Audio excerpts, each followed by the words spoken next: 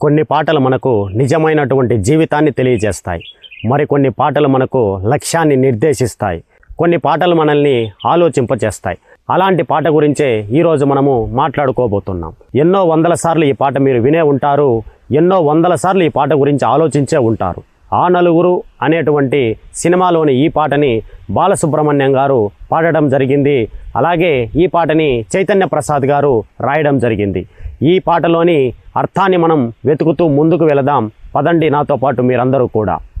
ఒక్కడై రావడం ఒక్కడై పోవడం నడుమయి నాటకం విధియేలా. ఈ భూమి మీదకి వచ్చేటప్పుడు తల్లి కడుపులో నుంచి మనం ఒక్కడిగానే వస్తాం. అలాగే ఈ భూమి మీద తనువు చాలించి మనం పైకి వెళ్ళేటప్పుడు కూడా మనం ఒక్కడే వెళ్ళిపోతాం. అలాంటిది ఈ మధ్యలో పుట్టిన మరణించిన మధ్యకాలంలో మనం బతుకుదెరువు కోసము ఎన్నో జీవితాలను నాశనం చేస్తూ ఎన్నో సామ్రాజ్యాలను నిర్మించుకోవాలనేటువంటి ఆశతో జీవిస్తూ ఉంటాం. కాబట్టి పుట్టుక మరణాల మధ్య కేవలం పుట్టుక మరణాలు మాత్రమే నిజమైనప్పుడు మధ్యలో ఈ నాటకాలన్నీ ఎందుకు అని రచయిత మనల్ని హెచ్చరిస్తూ ఉన్నాడు. వెంట ఏ బంధము రక్త సంబంధము తోడు రాదుగా తుదివేళ. అద్భుతమైనటువంటి మాట. వెంట ఏ బంధము అంటే నువ్వు సంపాదించుకున్నటువంటి బంధువర్గము, నువ్వు సంపాదించుకున్నటువంటి ప్రాణ స్నేహితులు ఎవ్వరూ కూడా నువ్వు వెళ్ళేటువంటి రోజున నీ వెంట నీతో పాటు నీ చితిపైకి రాలేరుగా. అది నీ బంధమైన నీ రక్త సంబంధమైన అంటే నీ తోబుట్టువులు కానివ్వండి, నీ అన్నదమ్ములు కానివ్వండి, అలాగే నువ్వు కన్నటువంటి బిడ్డలు కానివ్వండి, నువ్వు తాలి కట్టినటువంటి భార్య కానివ్వండి, ఎవ్వరే కానీ ఏ బంధము ఏ రక్త సంబంధము తుదివేళ నీ చితివైపుకు ఎవ్వరూ రాలేరు కదా అని దీని యొక్క అర్థం. మరణమనేది ఖాయమని, నీ కీర్తి ఖాయమని, నీ బరువు నీ పరువు మోసేది ఆ నలుగురు. అంటే మరణం అనేది ఖచ్చితంగా ఏదో ఒక రోజు వచ్చి తీరుతుంది. ఈ రోజు కాకపోతే రేపు, రేపు కాకపోతే ఎల్లుండి, ఏదో ఒక రోజున ఖచ్చితంగా వచ్చి తీరుతుంది. అలాగే తుది వరకు నువ్వు మరణించిన తర్వాత కూడా నువ్వు సంపాదించుకున్నటువంటి కీర్తి మాత్రమే మిగులుతుంది.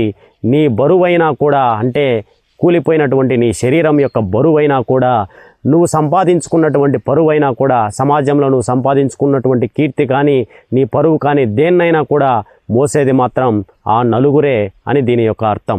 ఇప్పుడు చెప్పబోయేది ఒక అద్భుతమైనటువంటి వాక్యం. రాజని పేదని మంచి అని చెడు అని ఎరుగదే యమపాశం. సో నువ్వు పెద్ద రాజు అని, రత్న కిరీటాలు ధరించావని, గొప్ప సంపద కలిగి ఉన్నావని, అలాగని నువ్వు కటిక దరిద్రంలో బతికావని, కూటికి నీళ్లకు కూడా ఇబ్బంది పడావని, నువ్వు మంచివాడివని, గొప్ప గొప్ప పనులు చేశావని, నువ్వు చెడ్డవాడినని 10 మందిని నాశనం చేశావు, 10 మందిని అనగదొక్కేశావు అని ఆ యమపాశం ఎట్టి పరిస్థితుల్లో ఆలోచించదు. తను చేయాలనుకున్నటువంటి కర్తవ్యం ఖచ్చితంగా ఒక రోజున చేసి తీరుతుంది. కోట్ల ఐశ్వర్యము కటిక దారిద్ర్యము హద్దులే చెరిపేలే మరుభూమి. ఎంతో అద్భుతమైనటువంటి మాట ఇది. నీ యొక్క కోట్ల ఐశ్వర్యాన్ని, నీ యొక్క కోట్ల డబ్బుని, సంపదను, ఆభరణాలని మరియు కటిక దారిద్ర్యాన్ని, ఎట్టి పరిస్థితుల్లో ఇక నేను బ్రతకలేనటువంటి జీవితాన్ని, రెండింటినీ యొక్క హద్దులు అంటే గీత గీసుకొని బ్రతుకుతూ ఉంటాం మనం. నువ్వు అక్కడ బతకాల, నువ్వు ఇక్కడ బతకాల, నాది మేడీ, నాది పెద్ద పెద్ద అపార్ట్మెంటు, నువ్వు మాత్రం పూరి గుడిసెలో బతుకుతున్నావని మనం గీతలు గీసుకొని బ్రతుకుతూ ఉంటాం. కానీ శ్మశానం అనేటువంటిది ఆ గీతలను అన్నింటినీ చెరిపేస్తుంది. కోటీశ్వరుడైనా అక్కడికి రావాల్సిందే, కటిక పేదరికంలో బ్రతికేవాడైనా ఖచ్చితంగా అక్కడికి రావాల్సిందే.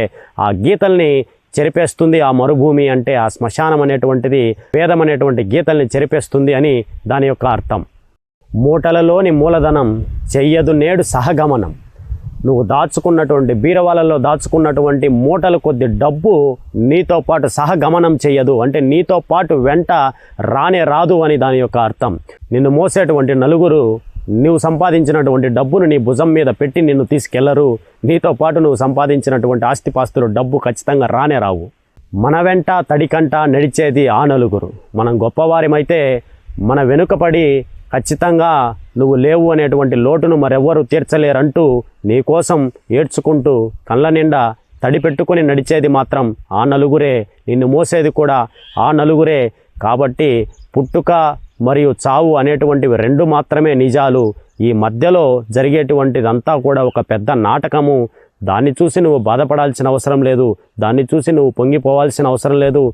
చిట్ట చివరికంటూ నిన్ను మోసేందుకు, నీ కోసం ఏడ్చేందుకు ఒక నలుగురిని సంపాదించుకో. నీ డబ్బు నీతో రాదు, నీ కీర్తి మాత్రమే నువ్వు చనిపోయిన తర్వాత కూడా నిజంగా ఈ సమాజంలో నిండి ఉంటుంది అని ఎంతో అద్భుతమైన మాటలతో కూడుకున్నటువంటి పాటను ప్రతి ఒక్కరు కూడా ఖచ్చితంగా వినాల్సిందే. మరొక్క పాటతో మిమ్మల్ని అందరినీ నేను కలిసేంత వరకు, అప్పటి వరకు నేను మీతోనే, మీరు నాతోనే. సెలవు.